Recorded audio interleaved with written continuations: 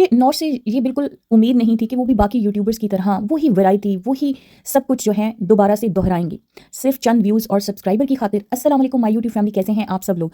उम्मीद करती हूँ आप सब लोग बिल्कुल खैरियत से होंगे। जनाब, हम लोग अगर रिव्यू देते हैं तो दिल से देते हैं। जब किसी की बात को एप्रिशिएट करना होता है, हम ज़रूर करते हैं, और कहीं पे हमने कंस्ट्रक्टिव क्रिटिसिज़्म करना होता है तो हम वहाँ पे भी ज़रूर अपना पॉइंट ऑफ व्यू देते हैं। मैंने जहाँ पे नौश की जैसे ही हमने ब्रेन ट्यूमर के बारे में सुना, वन ऑफ माय फ्रेंड, हम दोनों ने जैसे ही उसने मुझे बताया तो हम लोग बहुत परेशान रहे, बहुत ज़्यादा परेशान रहे कि अल्लाह खैर करे, उसकी पोस्ट लगी है।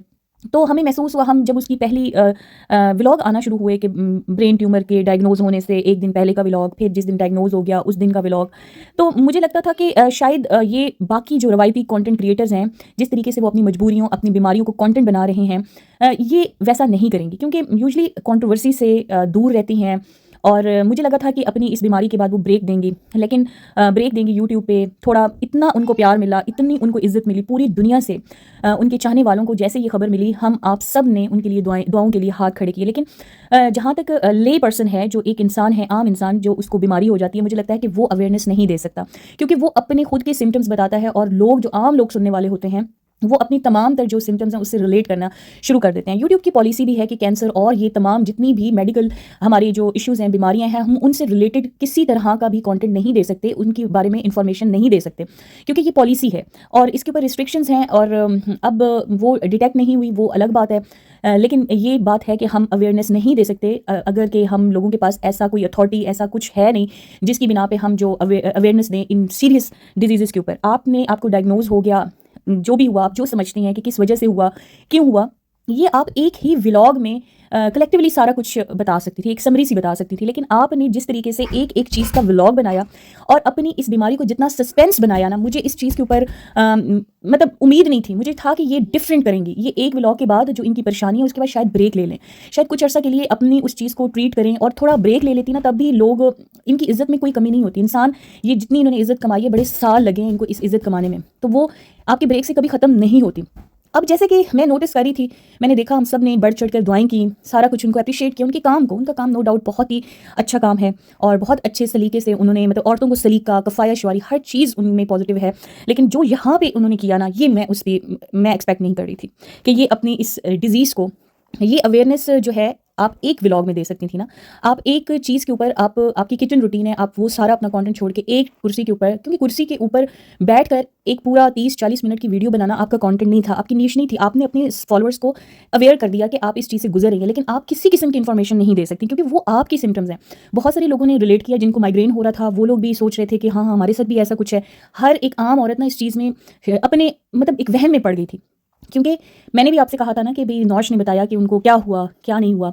जैसे मुझे माइग्रेन हो रहा था, तो मैंने भी वो चीज़, हालांकि जानते हुए सारा कुछ हमें पता है कि हर एक इंसान की अलग अलग डिफरेंट सिम्टम्स होती हैं।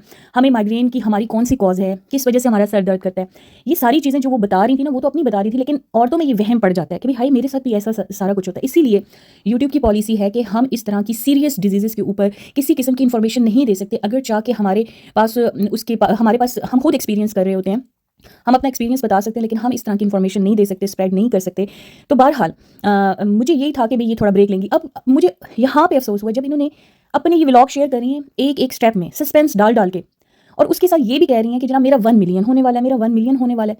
यहाँ से मतलब आपको प्यार मिला, इतने आपको अचानक से, कितने अरसे से आपको, आपके व्यूज़ जो हैं वो इतने ज़्यादा अच्छे नहीं आ रहे थे जिस तरीके से सब्सक्राइबर थे। जो ही आपने ये सारा कुछ बताया, आपके व्यूज़ एकदम से बूस्ट हुए, और उसके बाद तो आप शुरू हो गई, आप एक पे एक उस चीज़ को सस्पेंस में करना शुरू कर दी। पहले आपने पोस्ट लगा के रिएक्शन देखा, फिर पहला व्लॉग डायग्नोस होने से एक दिन पहले का, चलें वो रिकॉर्डेड था, सारा कुछ आपने किया।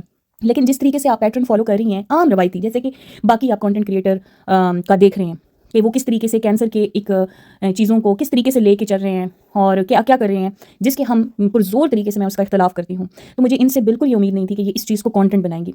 आप अवेयरनेस नहीं दे सकती। अवेयरनेस, एक आम बंदा अपना सिर्फ एक्सपीरियंस बता सकता है, उसके लिए एक व्लॉग ही काफ़ी है। लेकिन आप अवेयरनेस नहीं दे सकती, क्योंकि आपके पास ऑथेंटिक वो नहीं है, आपके पास एक वो मतलब कि आप डॉक्टर नहीं हैं, आप ऑन्कोलॉजिस्ट नहीं हैं, आपके पास वो अथॉरिटी नहीं है जिसकी वजह से आप इस तरह की सीरियस डिजीज़ के बारे में लोगों को इन्फॉर्मेशन दें। वो आपकी आम सा आप एक्सपीरियंस और इन्फॉर्मेशन देंगी तो वो मिस इन्फॉर्मेशन में कन्वर्ट हो सकती है।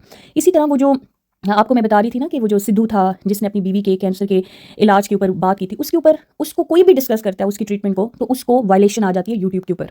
बहुत सारे लोगों को आई भी है मिस इन्फॉर्मेशन की, हेल्थ मिस इन्फॉर्मेशन की पॉलिसी। तो मैं समझती हूँ वैसे भी हमें बीइंग मतलब हमें ये सोचना चाहिए, एक सेंसिबिलिटी अपने अपने अंदर रखनी चाहिए कि भाई हम अपना बता रहे हो और कोई वैसे ही ठीक बंदा वहम में चला जाए तो बेहतर ये है कि हम आम बंदा इसको जो है वो नहीं इस सीरियस डिजीज़ के बारे में नहीं इन्फॉर्मेशन दे सकता, ठीक है। तो क्योंकि वो कहीं ना कहीं पे गलती कर जाता है और वो चीज़ें मिस इन्फॉर्मेशन में कन्वर्ट हो जाती हैं। तो मैं समझती हूँ हेल्थ का अपना एक्सपीरियंस बताना चाहिए, लेकिन किसी और वे में, ये नहीं कि आप हर एक एक स्टेप पे लोगों को वहम में मुब्तला करें। मुझे यही था कि वो रवायती यूट्यूबर्स की तरह इस चीज़ को लंबा नहीं खींचेगी। और सबसे बड़ा अफसोस ये हुआ कि अब पिछले दिनों उनकी जितने भी व्लॉग्स आ रहे हैं उसमें वो बार बार मेंशन कर रही हैं कि मेरा 1 मिलियन। मैं समझती थी कि इस टाइम पे आपने 1 मिलियन इन चीज़ों को रिलेट नहीं करना चाहिए था अपने टॉपिक के साथ, क्योंकि अब हर बंदा ये सोचने पे मजबूर हो गया कि शायद 1 मिलियन, अल्लाह ना करे 1 मिलियन के लिए ये सारा कुछ हो रहा है। नहीं, ऐसा आपको नहीं इस मौके पे ये बात करनी चाहिए थी। कि आप लोग मेरी इस बात से एग्री करते हैं तो मुझे ज़रूर आप लोगों ने बताना है। इसी के साथ जनाब दीजिए इजाज़त, अल्लाह हाफ़िज़।